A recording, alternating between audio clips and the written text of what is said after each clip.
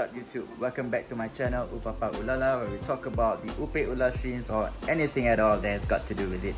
So today we're gonna do a 3-month update to this tank right here, the 5-liter Pico Opae Ula tank that we set up exactly about 3 months ago. And we're just gonna see what is the development for the tank and if there is anything new about it, or what has happened throughout the 3 months that we've let it so-called settle and take care of it. So yeah, let's go. Okay, wait, if you're wondering what happened, had a fall, possibly a fracture. So I'm taking a break from all my cycling videos, and hence we are focusing more on the more indoor activity like the Opae Ula. So yeah, now let's go into the setup. Alright, so as you can see, the main difference about this setup as compared to how it was 3 months ago was that there is more accumulation of algae on the lava rocks, and my Marimo ball, guys, they disintegrated. You see that? They disintegrated and become Marimo grass. They just break down and basically just spread itself on the gravel. Yeah, possibly because the streams start grazing on it, and I don't know, it was just not how it used to be.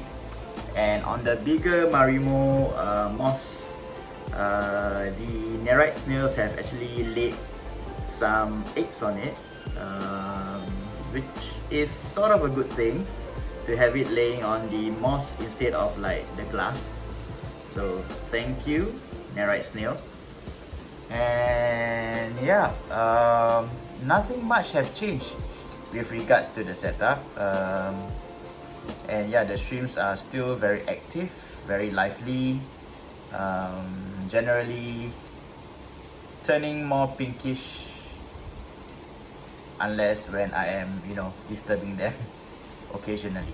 So some of the things that have happened throughout the past 3 months is that we realized that we have some mosquito larvae inside this tank itself.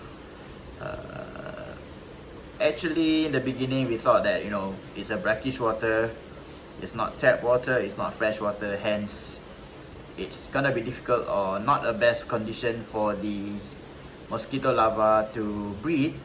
But we were wrong. Over time, actually, there were some mosquito larvae in the tank, and I have to occasionally take a look at the tank and make sure that I take it out with my pincers.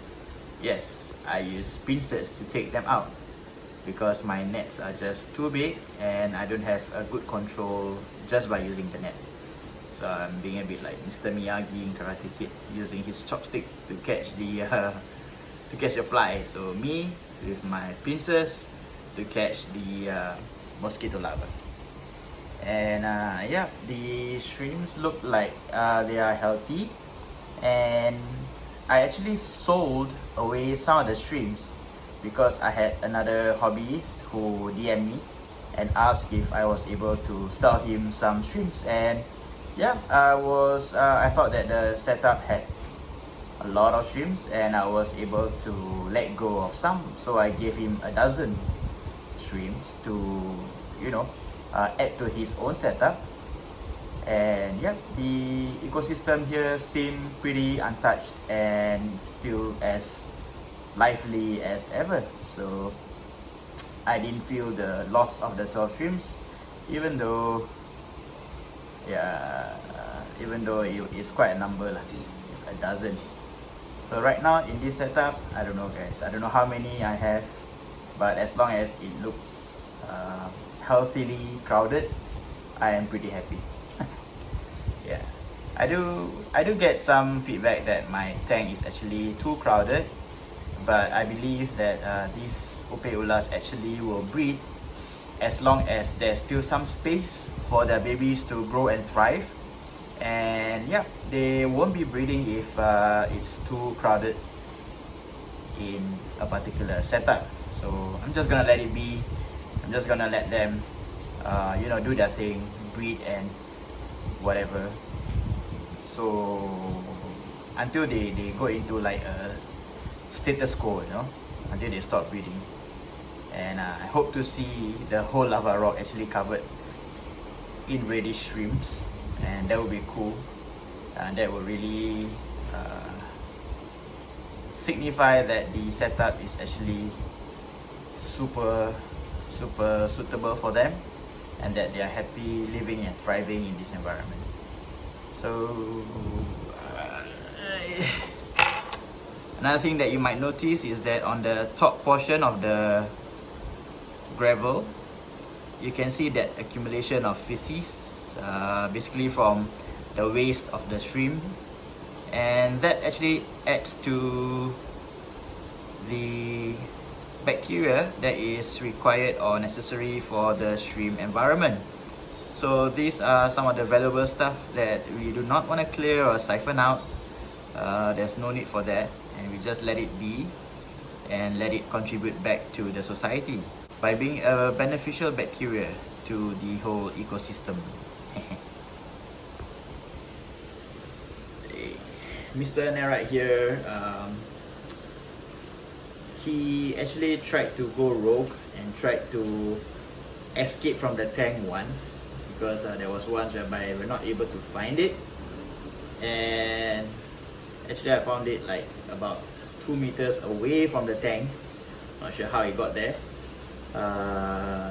Was thinking that it could be dead, but quickly pop it in to the tank, let it, you know, come up from its hibernation mode, and it actually got back to life.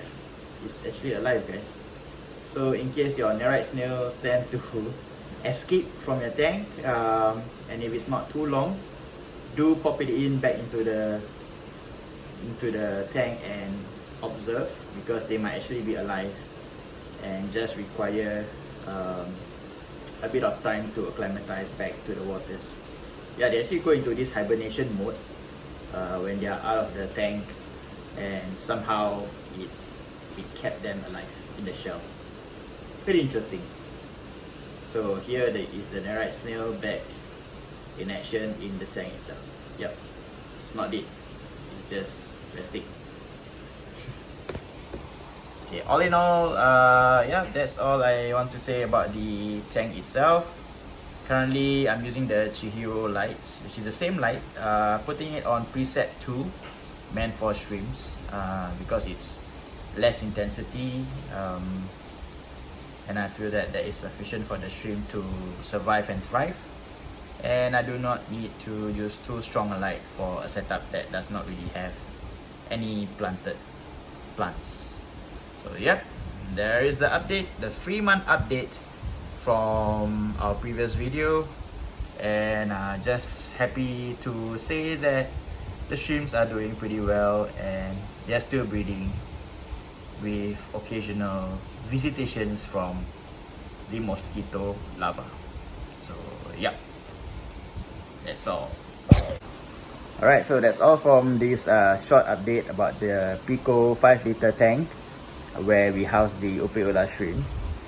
To be honest, I have no idea how many shrimps there are in the setup right now. It looks like about 30 plus, going 40, despite me selling a dozen of the shrimps, because we occasionally actually have some buried shrimps in there. So they are happily breeding and yep, happy with their environment. So I think we do not disturb it so much and just let it be. And yep, that's for the update.